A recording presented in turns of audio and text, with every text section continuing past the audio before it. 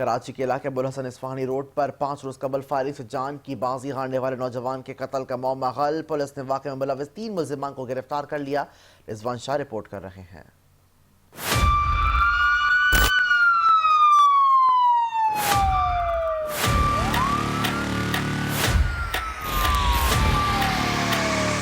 مبینہ town police کے مطابق 13 نومبر کی شب گبول پارک کے قریب فائرنگ سے عبد المقصد نامی نوجوان کے قتل کا مقدمہ مقتول کے والد راحیل کی مدعیت میں درج کر کے واقعے میں ملوث ملزمان کی تلاش شروع کی اور سی سی ٹی وی فوٹیجز و تکنیکی ذرائع استعمال کرتے ہوئے 3 ملزمان احسن، طہا اور دانیال کو گرفتار کر لیا۔